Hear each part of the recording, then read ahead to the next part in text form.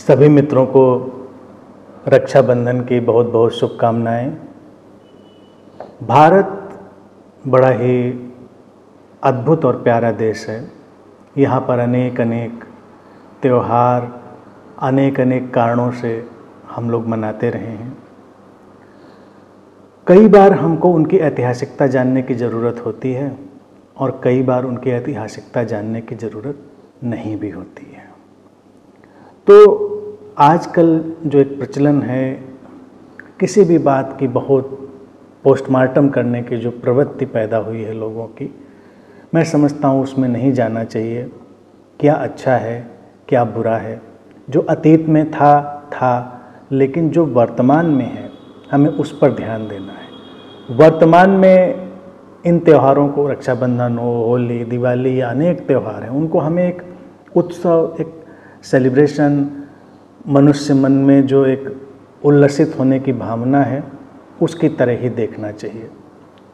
उसमें बहुत क्रांतिकारी होने की भी ज़रूरत नहीं कि हम नहीं करेंगे क्योंकि हमें किसी की रक्षा नहीं करनी है, हमको रक्षा नहीं करवानी है।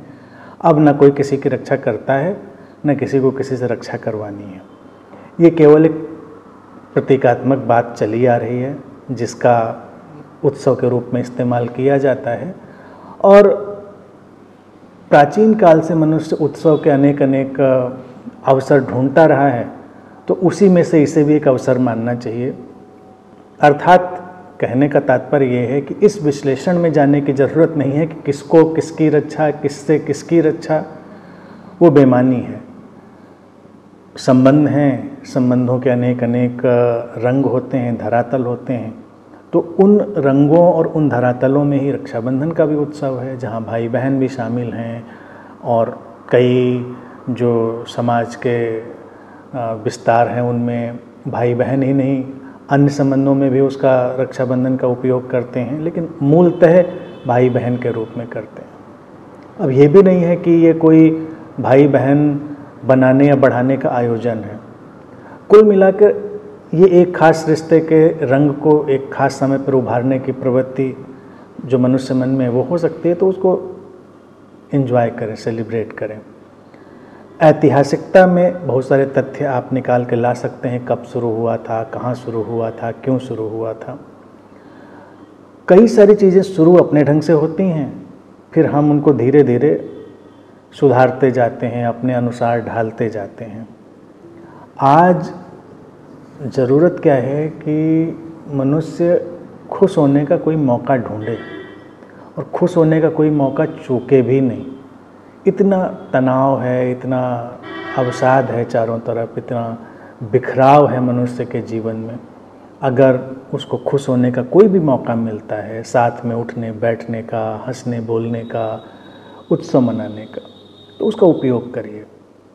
इसी दृष्टि से रक्षाबंधन पर भी सभी मित्रों को मेरा आग्रह है और मेरी शुभकामनाएं भी हैं कि आप बस सेलिब्रेट करिए, उसकी बहुत इंटरप्रिटेशन में ना जाते हुए। कुछ लोग बांधते हैं, मुझे भी राखी। अब ऐसा तो नहीं है कि ये कोई खास रिश्ता है इसलिए राखी बांधी जाती। कुछ लोग कहेंगे नहीं, गुरु को भी बांधते हैं। मैं उसको इस दृष्टि से देखता ही नहीं रहा कि गुरु को बांधते हैं या नहीं बांधते हैं, क्यों बांधते हैं। एक अवसर है, उसका लोग एंजॉय करना चाहते हैं, खुश होना चाहते हैं, बस इतना काफ़ी है। और जाहिर तौर से क्या होता है ना कुछ उसमें प्रॉप्स यानी कि सहयोगी जो उपकरण होते हैं उनका उपयोग करना होता है। तो लगता है कोई प्रक्रिया आगे चल रही है, इसे राखी बांध ली, कुछ कर लिया। इसमें कोई ऐसा नहीं कि विज्ञान छुपा हुआ है कि बांधने से कुछ होने वाला है। जैसे देखो क्या करते हैं हम लोग, कोई फंक्शन करते हैं, चीफ गेस्ट बुलाते हैं, फिर दिया जलाते हैं, दीप प्रज्वलन, फिर उसके बाद कार्यक्रम का शुभारंभ और सब इस तरह की चीज़ें करते हैं।